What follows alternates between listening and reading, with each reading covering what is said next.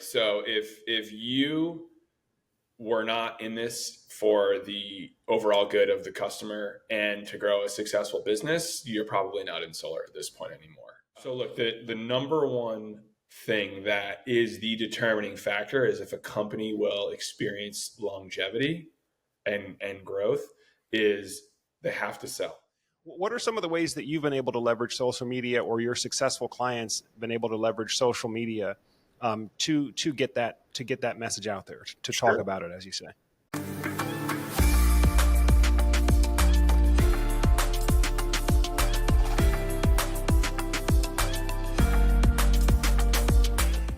All right, welcome back to another episode of the Solar Surge Podcast. Hey, if you're new to the Solar Surge Podcast, on this program, we meet with the top CEOs and the top business and thought leaders in the solar and energy storage space. And in today's episode, I've got a special guest for you here. I think you're really going to enjoy him. His name is Martin Feinberg, and he is Mr. Solar CEOs, and actually was my personal business coach for about 2 years. So, Martin, it's really great to reconnect with you. Welcome to the Solar Surge Podcast. Love it, Joe. Thanks for having me. Yeah, absolutely. Absolutely. So Solar CEOs is where you and I first got connected. And, we're looking at ways that we could put together a business plan and a growth plan for, at the time when I was in the solar sales business. But I guess you've had a chance to work with dozens and dozens of different solar business owners across the country. And I'd like to hear your take on, Martin, how is the solar business different today, as we are now one quarter into 2024? How is it different today than where we were, say, a year and a half ago? Sure. Well, I mean, honestly, Joe, the biggest thing is that the pretenders are no longer here, right? So if you were not in this for the overall good of the customer and to grow a successful business, you're probably not in solar at this point anymore. Because in that cycle that you're talking about, I've seen a lot of people that were, some were ambitious, but just didn't. I think they might have been in the business for the wrong reasons, and they're no longer here. So what we've kind of seen is almost like I wouldn't say a reset, but almost like, some people have been in solar for a long time. They're still going. They're just used to the cycles of up and down. They're still here. Some got in because, this is a great place to make money. And then some are still here, some are not. But I think it's really kind of the tide was pulled back. And I think a lot of people really found out that this is a job just like any job. And you have to care about the end user, which is the customer, more than yourself.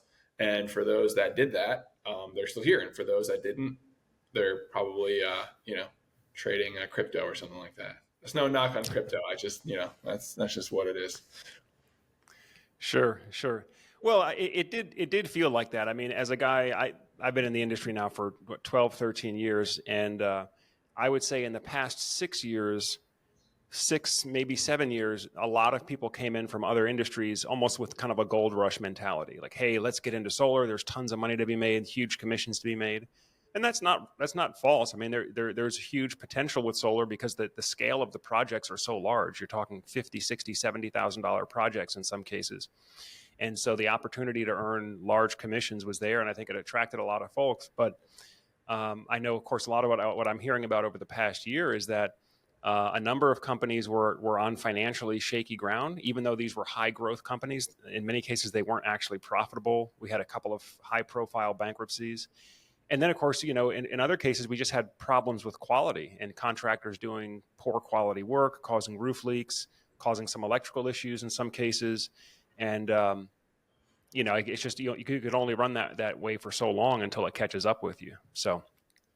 Yeah. I mean, at the end of the day, the product is home improvement, and you have to do good work or you don't have a sustainable business. That's pretty much true for anything. So to think that, and it reminds me of, and this is a horrible example, but this is the most fresh one in my mind, is you remember like in 2020 and 2021 when cars were going through the roof and like you couldn't get a car and everything was jacked up and it was really expensive, and every car dealership in the country was like living on cloud nine because they'd never experienced something like that. And I'm only 39, so I'd never experienced anything like that either. Just from a consumer standpoint, I'm sure it's happened before, but just like they were so um, lucky.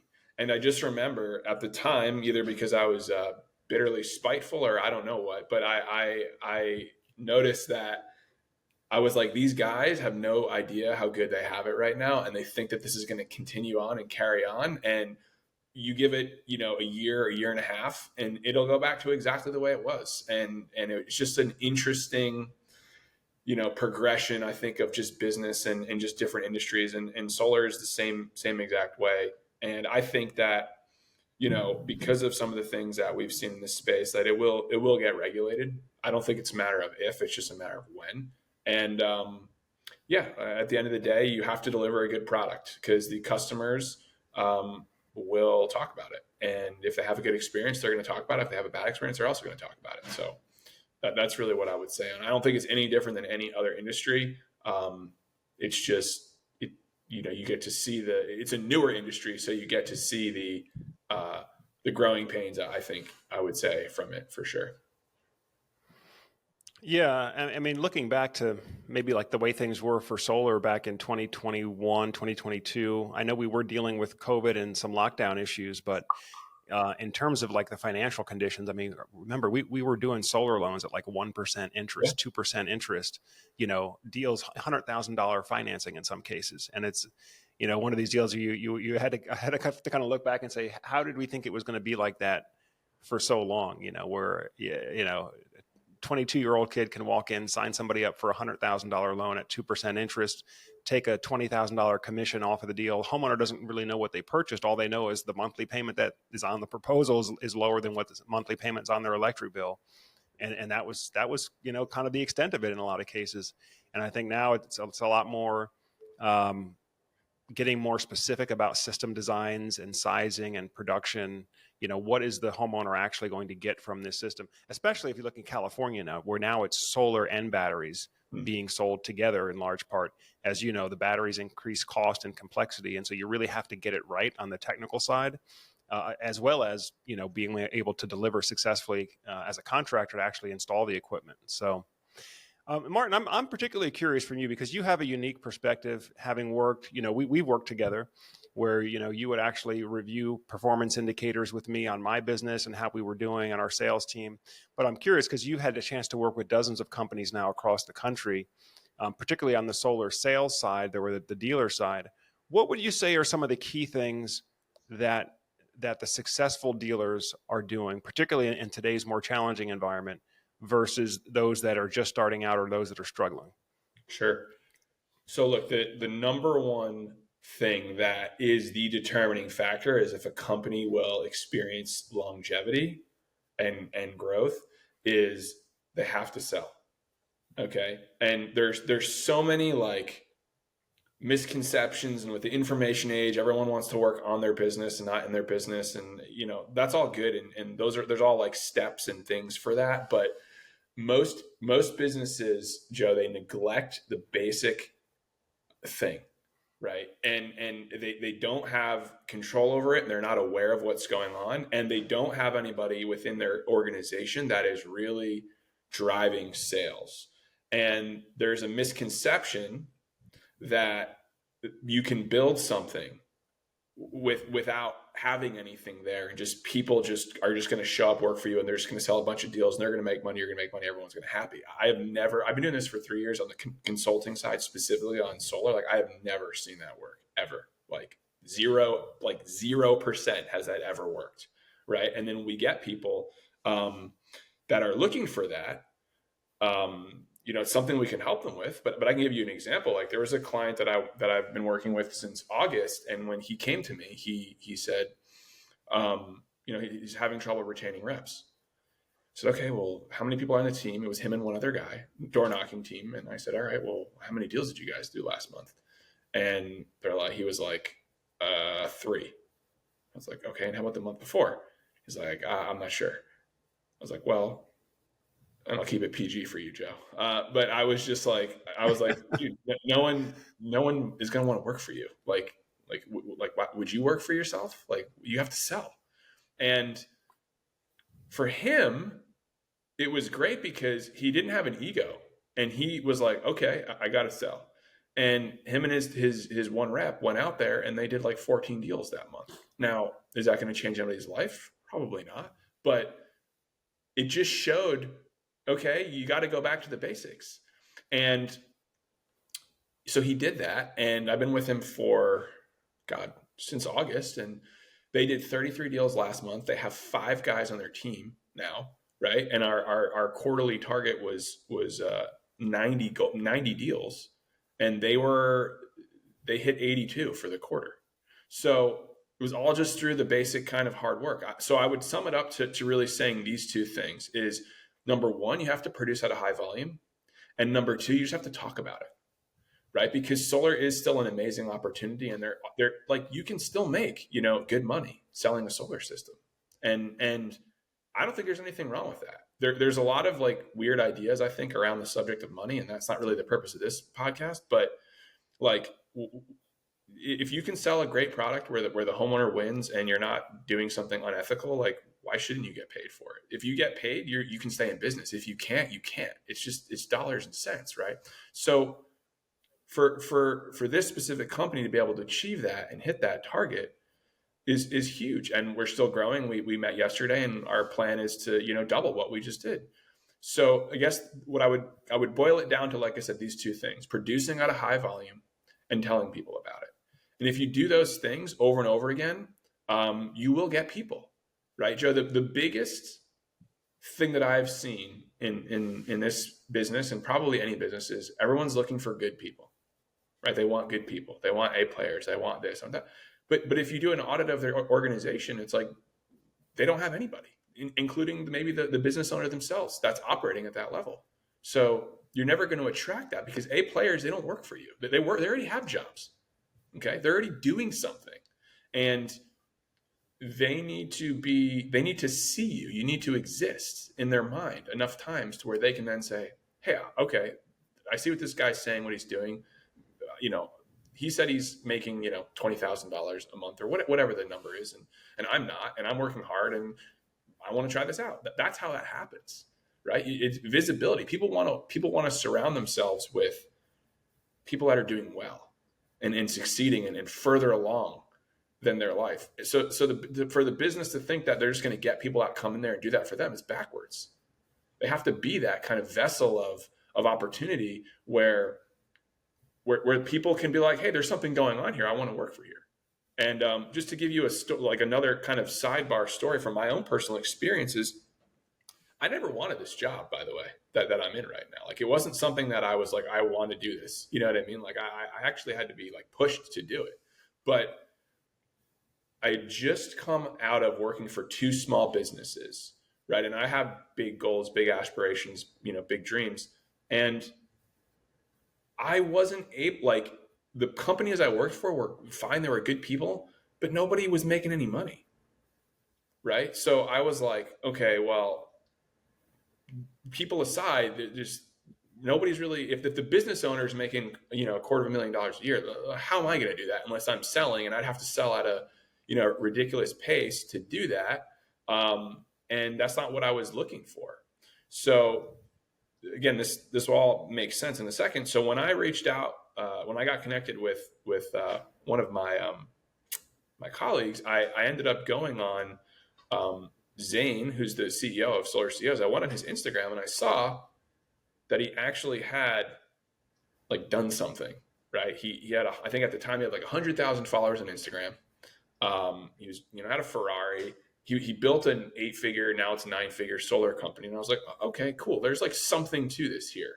You know what I mean? So that's what I was looking for as a person that was looking for an opportunity. Like I told you, I didn't even want this opportunity, but I remember having the conversation with my wife, like maybe a week before. I was like, I'm never working for a small business again. I'm just not doing it. And then a week later, like, here I am working for a small business. You know what I mean? Because it was different. But all that to say is, like, if he never had that out there, if I didn't see that, I might have dismissed the opportunity. And this opportunity has allowed me to change myself, change other people's lives, change my clients' lives, change the solar industry's lives for the better. So it's like, that's what I'm talking about, so that it's super, super important. And I don't think people, they look at it that way because they're busy at, what they're doing the day to day, whatever, but super, super important. And I'm not talking about even spending money on ads. I'm talking about social media, just talking about it, just posting it, just being relevant. You know what I mean? Like, everyone's got friends. We did when I was talking to the company I was mentioning earlier yesterday, I'm like, we need to grow by another 6 people in the next three months. And I'm like, all right, dude, like, what's the population of your area? There's 2.9 million people. Like, you don't think we could find 6 people that will work for you? That could be good. Like, you can. So that's what I would say, honestly, Joe. It's producing at a high volume and just talking about it. Yeah, no, that's great. I mean, you said a lot of things I'd like to really dig into there, but I think one of the first ones is you have to have high performance if you want to attract high performance, right? You're not going to attract A-game people with mediocre performance. There's just nothing there to excite them. And as you said, most of these really talented people are already employed and doing something somewhere else. So what are your thoughts on that? Why is excellence? Why is committing to do something at an excellent level important, particularly for founders? Well, I'll put it to you like this, and this is not my quote, obviously, but everyone's heard you are the sum of the 5 people you spend the most time with. So like, you just have to look at your environment, right? And it has to be a place, and you have to have an honest look at it. So the thing that I do, I feel like that I do better than most is, like, I just tell people how it is. You know what I mean? Like, that people need to hear that. You know what I mean? They don't need everyone to just coddle them and tell them how great everything is when it's not, because that's not helpful a lot of times. And, there's a sports analogy, and I'm sure I'll get a bunch of haters for this one, but, if you're playing baseball, who's the team you want to play for? You want to play for the Yankees. Why? Because of the history, because they win. Right. And even if you hate them secretly, if they offered you a contract, very few people would say, I don't want to play for this team. It's BS. They would, maybe some purists wouldn't, and that's fine. But it's just, there is something to be said about that. And that is a legacy. And the better part of it too, Joe, is when it's a person's business, it's their own story that they can tell. No one tells it for them. It either doesn't get told or it gets told in a poor fashion. But again, there isn't a company that I could work with that couldn't have the success they're looking for. It's all possible, because all of the positive and negative that they have, it's all internally generated. Like, the company is fully responsible for the outcome that it gets, good or bad. It's not lead vendors. It's not bad sales reps. It's not any of that. It's the company and their process. So, a perfect example. I mean, like, why do I want to be on this podcast with you? Because I've worked with you, but also you have an audience of, 60,000 people, right? That's better than, doing a podcast with someone that has 100, 100 people, not 100,000, and I'd probably do either one. But the point is like, there's something to it, and it means something. And, if you're doing a good job, why shouldn't you tell people about it? So that, and that, again, I can only give you stories from my experience, but, like, I'm sure if you haven't, there's a kid named Chance who works for Zane, and he ended up one month, like, winning a Lamborghini or something like that, because he sold, like, I don't know, like 100 plus deals in the summer. I don't know what the numbers were exactly, but that kid he was a hustler. Before that, he was selling shoes from his room in Wisconsin. So he already had some type of, like, hustle, and he found Zane, I think, on Instagram, and then he reached out, and then he ended up doing what he did. So that's the point I'm making, is, like, people don't even, like, they don't do anything to get recognized. And then they wonder why, well, no one wants to work for me, or I can't find any good people. It's like, yeah, but, like, what do you do? Like, do you talk about it? Do you guys have a good culture? And that's a perfect example of, like, the kid never sold solar before. And now look at him, he's on Instagram and he's, with Andy Elliott and doing all this crazy stuff. But it's only because like someone talked about an opportunity with enough reach. And that's one guy. Not every single person that works for that company is that. You know what I mean? But if you have your reach wide enough, you're going to find people that want to connect with you, and you can add value to, and they can help you grow your company. I mean, most people are looking for that opportunity, and not everyone is going to make it, but that's what I would say is people want to play for that team. They want to be around a group of people that are doing something better than what they're currently doing. That's it. Let's keep it as simple as that. Yeah. Well, you said now you got to talk about it, right? And I presume a lot of what you mean talk about it is talk about it through social media channels that can get wide distribution so that you can become known. I mean, I know I used to always, coach my sales team members. Hey, look, you need to become known as the person in your social circle. Like you're the go-to person about solar in your area. Anything solar, you're the person. You need to have that association. What are some of the ways that you've been able to leverage social media, or your successful clients been able to leverage social media to get that message out there, to Sure. talk about it, as you say? Sure. Well, one of them is obviously you. You know what I mean? Like when we started, I don't know how many subscribers you had, and social media is not my expert. That's your area of expertise. It's not mine. But so that would be one thing. Like I like getting you to really like go in on this and really make it a thing. You came up with your own thing afterwards, and you're like, hey, I just want to be this type of brand, this type of company. But I always felt that's why I loved working with you, because it was a unique angle. Whereas like you were doing it, most people that I worked with, like they weren't doing anything. And what they thought they needed to do was just not what they needed to do. And for me, it's like, I'll tell you this, it's a lot of, it's personal social. It's not business social. And I could be corrected on that. Again, I'm not a social media expert, but just what I've seen is, like for example, even in my social, when I post stuff, like I post stuff all the time, and randomly a person will reach out and be like, hey, you do solar? I'm like, yeah. Like, I didn't know they were looking for solar. I had no idea. Right. And I've had people reach out that they're interested in working with me and all types of stuff. But, Instagram is pretty simple for me. Like I'm not a huge tech guy. Some of the younger guys in the team probably make fun of me because I'm not into it. But yeah, Instagram is a key thing. Social media, Facebook, any of it. Just literally, it's like if you stand in the middle of a busy street, which is social media, and you just have a sign that says something, like people are going to see it. Not everyone's going to run up to you and be like, I want to do this. But if you do it over and over and over again, you're just, it's all what it is it's positioning and branding, right? It's just like what you said. When a person in my vicinity thinks solar and doesn't think of me, that's a problem. And the cool opportunity that you have right now, specifically in this space, in this market, is that if you ask a random person, maybe your audience would be more knowledgeable in this, but your average person, if you ask them to name 5 solar companies, they probably couldn't even name one. And the only solar company they might name would be Tesla.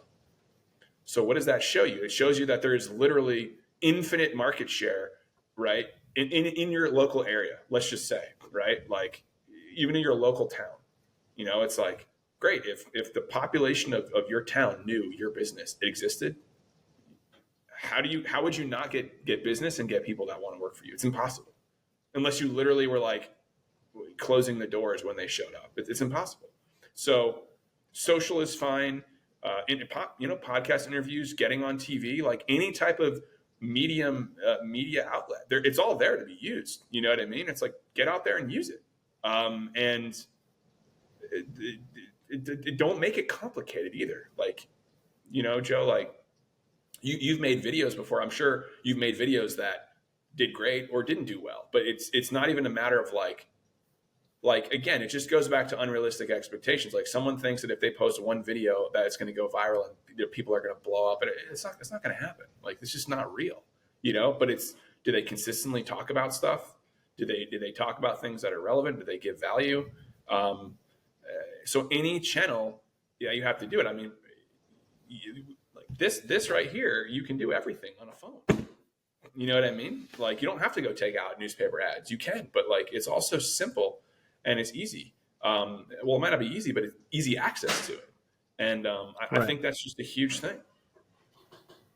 Yeah, you got to take action. You got to take action. I mean, and I know video is not for everybody, right? I'm a YouTube guy. That's my primary platform. I'm actually just learning Instagram now, believe it or not. I mean, I'm YouTube, and then I'm somewhat I would say proficient at LinkedIn, but Instagram is a new platform for me. I'm learning. I know that's where a lot of folks are now, though.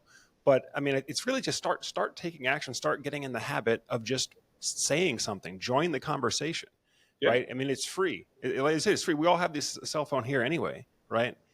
And then if you want to invest more in it, you can. But I think that's things that stops a lot of people. I know when I first got into YouTube, I was at a Grant Cardone conference back in 2018. And I think was Ty Lopez he had on the stage there. And he's like, look, Nice. just press the effing button. That's what you got to do. Just get the button, hit it, start doing it. And then eventually you know, it becomes routine for you, right? It's like going to the gym or anything like that. It's like, and eventually you do it enough times and it just becomes part of your routine. So like YouTube now is like, it's just part of my daily routine. I don't have to like think about it or stress about it. It's just like at least an hour a day I'm doing YouTube or I'm making content. Now today I'm doing about 3 hours worth of it. But the point is if you just take that action, conscious action to start, eventually it's just going to be part of your normal routine. You're going to get an Instagram post, you're going to have a LinkedIn post, and then you're going to look back and it's like, oh, I've got 100 posts out there where I've been participating in the solar conversation, and now I'm starting to become known as that solar guy, as that solar expert, you know, or whatever your field might be. But Yeah. I'll kick it back over to you. Oh, it's brilliant. And I mean, I remember like your story, like you just like started recording I think you said something like Gary Vee told you to just like record stuff and post it to social media. And like, that's all you started doing. And now you built a whole channel. And, you know,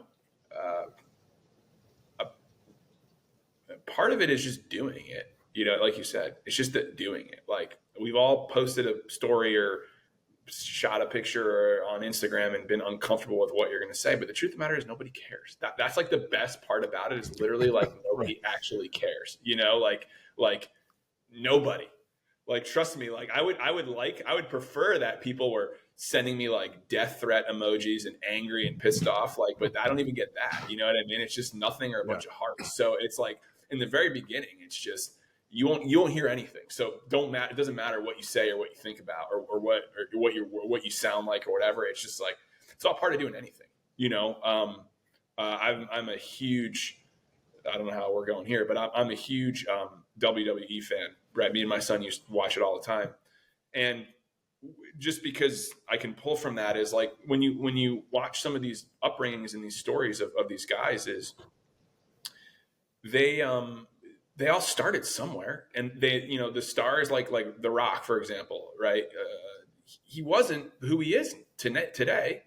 When he started out, he was like this, you know, chipper, cheery guy, like gonna do the best that he could, and like nobody liked that. You know what I mean? And it took him going through a bunch of different evolutions to find out like who he was. And it's the same thing on social. Like everyone has to just get out there and do it, and they will get comfortable with their voice. And that's how you have guys like Joe. That's how you guys have guys like, you know, Grant Cardone or Joe Rogan or any of these people that you see that you know of. It's like they didn't start off like killing it. They just persisted at it long enough, and then they figured it out.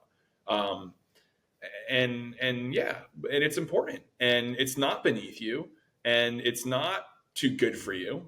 You know what I mean? Like the people that won't get with it, like they will suffer. You know what I mean? Like you gotta evolve with the times. And if you're not on social media, and if you're not talking about your business and you, like, nobody cares. And think about it like this. Like, I guarantee you, Joe, if you pulled up your phone right now and you just looked at your email, right, and you see the amount of spam emails you get on a day-to-day basis, right, you're competing with that.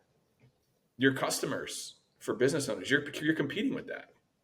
So when I look at my Instagram, or sorry, my email, and I see the same person sending me, you know, an email every single day, I don't even read it, but it doesn't matter. The guy's name is in my head, right? So if you run a solar business, well, how often do you guys send out emails? How many times do you talk to your people? Oh, I don't want to offend them. I was like, trust me, you're not going to offend anybody. You're not going to bother them. Just look at your own email. You don't even click it. You know what I mean? It's just, you don't even read it. So you just scroll on, or you just delete it automatically. But just the positioning, is so important and it's so key. And it just comes from being out there and just continuously being out there. Yep, absolutely, absolutely.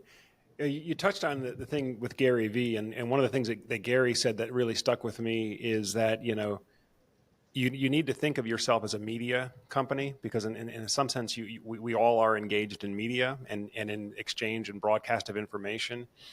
But one of the things he said that stuck with me too is that, you really want to be thinking about how can you provide value through your media, not how do you get people into your funnel. That was, in fact, I think that was exactly how he said it. He said, you guys got to stop thinking about this. How do you get people in your funnel? Nobody cares about your funnel, right? The idea is, how do you create value for your audience so that if and when they become ready to do business in your space, you're the go-to person. You're positioned as that trusted advisor that they want to do business with.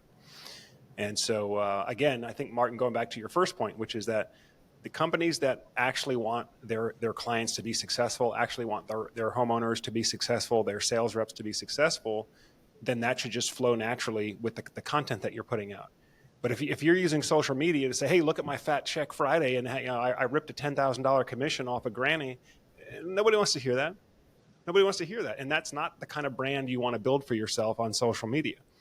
Sure. Right? Well, I disagree, honestly, because that's not a brand that a consumer would like to see. But I don't believe that every single person that makes money is like some evil individual that like shouldn't have it. You know what I mean? So that will get attention for people that you're looking to hire. So on that perspective, like, it will. Like, I'm just telling you, it will, because people are looking for opportunity. And again, I told you I would disagree with you on that one, but it's just kind of like, That's okay. it's just This is a conversation. All right, go ahead. no, and that's just what I've seen. So, you know what I mean? It's like, because people, again, if we're going back to businesses, right? People want to see people successful in making money. And not that I'm a huge endorser of, like, going out and renting Lambos and taking pictures by like private jets that you don't own. Like, that's not what I'm talking about. Right. But it's like, but regardless, I saw another content creator post something about something very similar, where he's got, I think, 280,000 followers on Instagram. And he's like, if I post stuff about, cars and this, that, I get all types of engagement. When I tell people about how to make money and help them, like, it's like a totally different, response. And at the end of the day, like, guys, like, people are on social media because of entertainment. Like, that is what the world is. It's entertainment. And I'm not saying you have to do anything unethical or stupid, but like, there is an entertainment factor. You know what I mean? And there is okay, well, they have this, so maybe that means X, Y, Z. And if you can back it up with truth, then you're even better. But reps or people that you're looking to hire would want to see something like that. And but there's ways to do it. And I think the thing, Joe, is everyone has their own ability to be creative and share a story that they want to tell. And to me, it's being yourself and not skirting the line.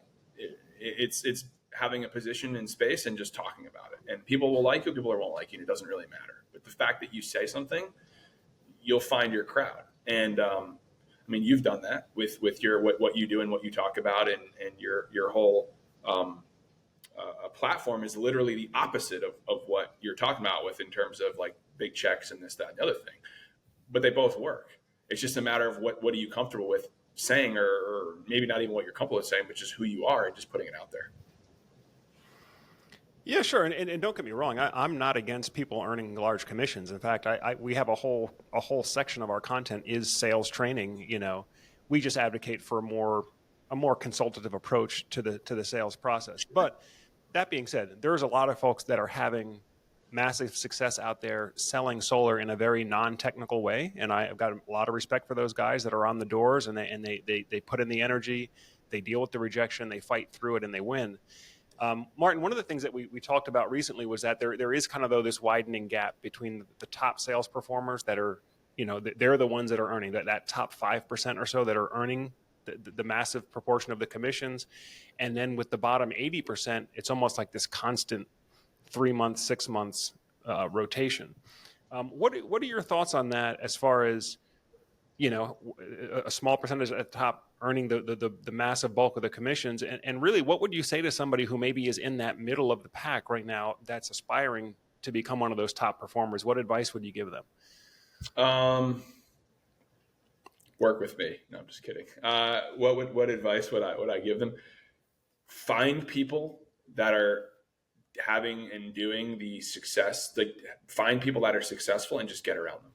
It's the easiest thing. Like, and it's not like Joe.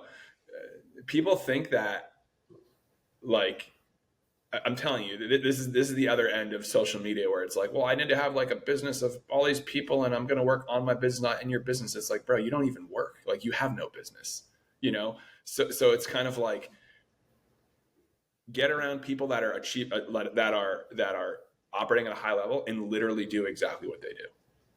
That's it. Like, it's that simple.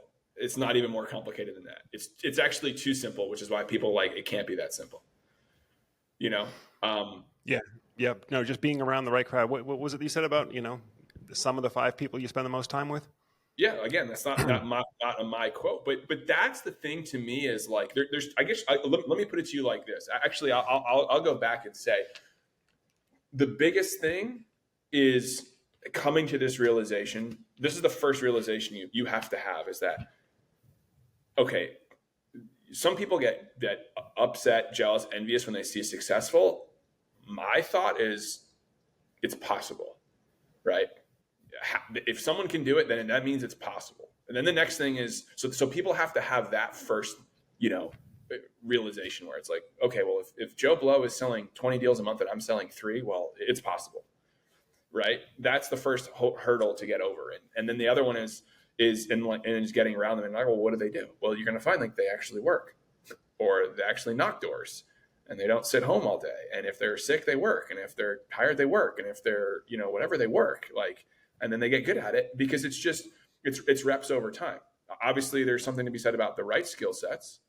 But Joe, I mean, if I work with a guy and they're similar, let's say they're similar skill sets, and one puts in more time, who's going to have better result? Obviously, the guy puts in more time, not because he's better, just because the amount of time he takes to get better is less, and it's consistency. So to answer that question again, it's like, yeah, you get around people that are doing what you want to do, and just copy them, and copy them till you start seeing the success. And then if you feel like you can do it better, then do it better.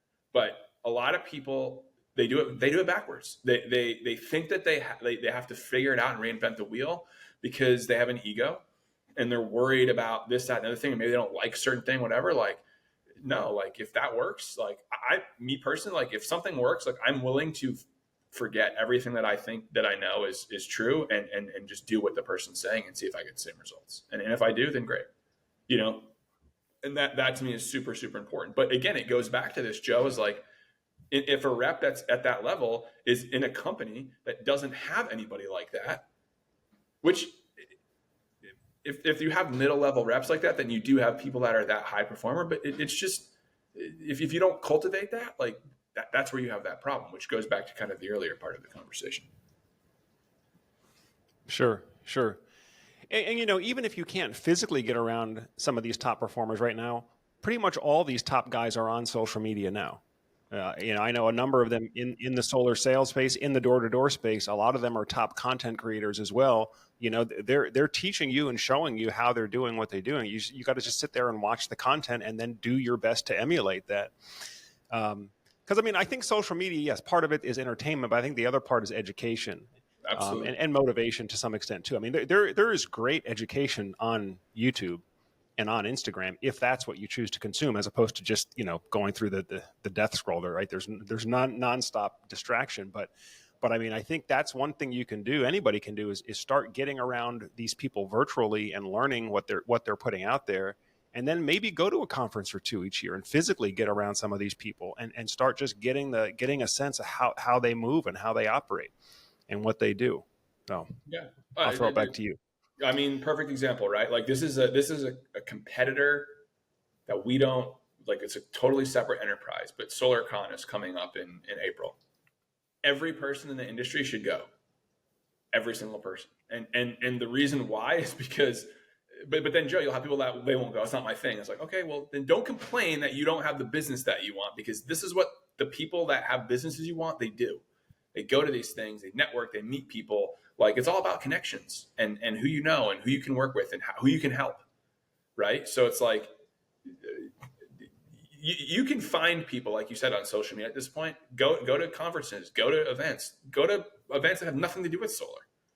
You know what I mean? Like, just get in rooms of other people that are doing something successful. Because if you do that enough times, number one, again, you'll see it's possible, and number two, you'll want more of that. And I love events. I love all kinds of them. You know what I mean? Like, there's always something you can get out of it, even if it has nothing to do with your field or your industry. And you don't have to spend $8 million if you don't want to. You can, but it's like, you just get in and just be around it. Like, there's a reason why, dude, if you haven't been to a conference, which I know you have, there's a reason why people come out of those things and they're all excited and there's energy. And actually, it's funny because we have our own in-person mastermind, Joe, and we've had 5 of them. We're having the next one in May, and I always look at those things as like, why are they so good, right? Like, why?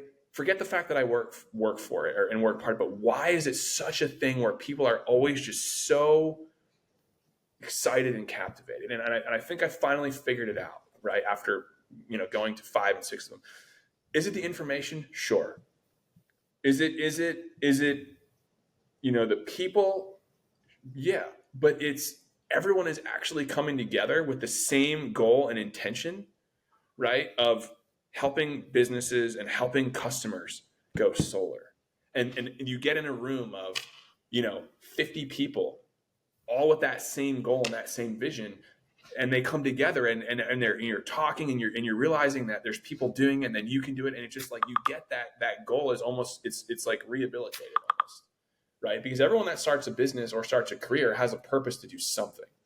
And when you're out by yourself on your own island, you're getting hammered every single day with problems and this, that, the other thing. Like, it tends to get dull sometimes. And being in that environment, it rehabilitates people. It gets them thinking like, hey, yeah, this is possible. I could do this. Or maybe, I can, I'm just going to try one more time, because you know what I mean? And that to me, I think is the biggest thing, I think. And I think that's why conferences are successful and people do it and people go, is because of that rehabilitation. Because everyone wants to do something great. Whether they do or not is a totally different thing, but everyone wants to do it. And being in those rooms and those environments, you create that. And, that is a huge part of it's for me too, as far as what we do. Like, that's my favorite part of the program, because it's an in-person event. We get to see people, like, everyone's 3-dimensional as opposed to a picture, and you just have to talk to people, and you really find out, like, wow, people really care. Like, there's something you just can't get over a screen, but in person, like, you can really get, like, how much people care about the industry, how much people care about homeowners, how much people care about their business. There's nothing like it. It's the coolest thing in the world, and people need to get around that. And the other thing too, Joe, is, bring your team. Like, that's the other thing that successful teams, they do things as a group. And it's the business owner takes does that for the top people, and gets them to be around these opportunities. And eventually it has to happen. So it's, start with yourself, but bring your team, get them involved, get them to be a part of it, because that's the only thing. One last thing on the conference thing is, that's all. The only thing that happens that everyone's ever been to a conference is they go, they're in a room of like-minded people. They're all excited. They meet new friends. Wow, the possibilities are endless. They can conquer anything because there's more than one of them. And then they go back, right? And then they're home, and then life starts to happen again. And before you know it, they're by themselves again, and they're just dealing with every little problem that they had when they left, which they could instantly conquer when they came back, and we're all excited. But now it degrades over time. So that's why people lose the zest and the excitement of conferences and the motivation, if you want to call it that. It's only that. They just get back to the same surroundings that they were when they left, and they don't do anything different. They keep everything the same, or it starts, but it doesn't maintain, it isn't consistent. And then they don't foster that and grow it and continuously do those things. And that's why you have that kind of cyclic effect from those events. That's what I think the reason is. I've seen that and I've experienced it, and that's what I can come back to every single time. Yeah. Well, no, I mean, I think it's excellent to be around people that are having success, even if you only come away with one or two nuggets of information. And at least that's the way I look at it, is I'm looking for one or two golden nuggets of information, an idea that I can implement in my business that will help me be more successful. I don't need to take all of it in and try to implement all of it like the big list of homework. I'm looking for one key insight. And I remember, because I was at SolarCon last year, and the key insight that I came away with last year was I can't keep churning through sales reps and having to track them down as far as how they're following up with my leads. And so what we did in response was we took our sales training and turned it into an online course, paid, that is now a passive income stream for me. And it's there when new sales reps need to be trained. I don't have to take any of my personal time to train a sales rep anymore. The whole program is on an online course, video-based training. That was one golden nugget I took away from SolarCon. And there were others, but now that has turned into an alternate passive income stream for me. I think we had about $5,000 of revenue last month just from passive online course sales. You know, that's the kind of stuff that I see, that I get value out with getting together with these groups, whether it's the conferences or the masterminds. But hey, Martin, while we have a little bit of time, for those that aren't as familiar with solar CEOs or what you do specifically, go ahead, take a couple minutes, shamelessly plug your service, what it is that you do, and where can people, how can people get in touch with you if they want to? Sure. So it's very simple. What we do is, you know how a lot of businesses are looking for growth, looking for scale. They get stuck with hiring, they get stuck with training, and it causes them to, not hold retention for reps, and thus in effect not grow their company, right? And they're just guessing. Well, basically what we do is we come in there, we do a full audit, we look at their systems and processes, and we implement strategies to help them grow their company, whether that's through sales, recruiting, everything. And it's all from the best practices of Better Earth, which is a 9-figure solar company at this point, from Zane. Zane runs that company, and it's all stuff that he's done to build the company where he's at. So it's a blueprint to hitting that goal and hitting that thing, but it's not for everybody. You have to be committed, and if you're not committed, it won't work. So that's what we do, and that's what we've been doing, and that's what we're doing. And yeah, I've been a part of it for almost 3 years now, and it's been a great time. And yeah, I mean, if anyone wants more information, you can reach out to me. Must be Martin on Instagram, or Martin at Solar CEOs. That's Great. We'll work on getting like a Instagram overlay or something there too for folks that want to deal with you personally. Again, folks, I work with Martin personally for over 2 years on a weekly basis. We pulled up the hood, or flipped up the hood, and really, dug into the performance of my business and figured out what we needed to tweak, what we needed to adjust to hit our numbers. Now, I'm not in the solar sales business, direct sales anymore. I've pivoted more towards the media and marketing side of things. But we've all got our own thing. And if what you're looking to do, though, is to grow a successful solar business, whether that be solar sales dealer only or solar integrated EPC and sales under one house, they can definitely help you out a lot. And they've got the perspective of having seen dozens and dozens of different solar companies, as well as the success that they've had with Better Earth. So they're not just giving you advice based on theory. They're giving you advice based on what is working, at the parent company, so to speak. Yeah, thanks. All true. Martin, I guess we got about 5 minutes left here if we want to push it to the end. Is anything else that you think the audience should know about you, about solar CEOs, or just about success in the solar industry in general? I am curious on what your take is on what are the best solar markets out there right now. Oh, everyone always loves that question. It's so hard for me to answer that. Oh, I hate that question, because I there's people that I know all over the place doing well in different markets. California, great market. Florida, great market. Massachusetts, great market. Connecticut, great market. New York, great market. I'll put it to you like this, Joe. find great people in a market, and that market will be good.